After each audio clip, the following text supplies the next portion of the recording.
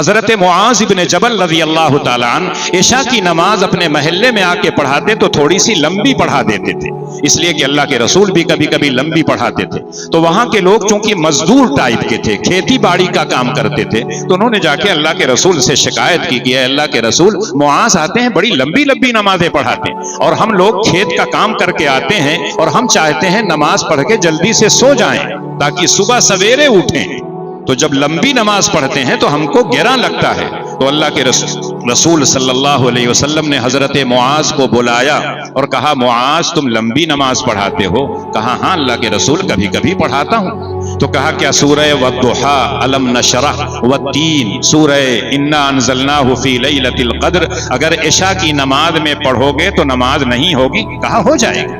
تو کہا اگر ان لوگوں کو گرا گزرتا ہے، چونکہ گھر کا کام کر کے آتے ہیں، کھیتی باڑی کا، تھکے ہارے رہتے ہیں، تو ان پر اس طرح کا زور اور زبردستی مت کرو کہ لمبی نماز پڑھو۔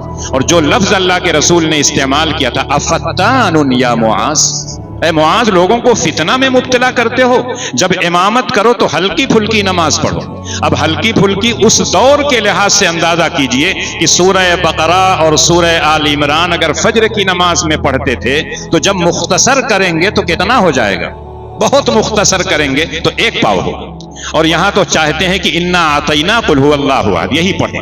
اور اگر ذرا سا کچھ بات دین کی بڑھ جاتی ہے تو سارے لوگ گھڑیاں دیکھنا شروع کر دیتے ہیں، وہاں گھڑی نہیں دیکھتے، اس زمانے میں گھڑی بھی نہیں تھی۔ اللہ کے رسول کی جب مجلس میں رہتے دین کی بات ہوتی تھی تو کہتے ہیں کہ صحابہ اس طرح سے بیٹھے رہتے تھے جیسے لگتا ہے کہ ان کے سر پر اگر کوئی پرندہ بھی آ جائے تو حرکت نہیں کرے، بالکل جمے رہتے تھے۔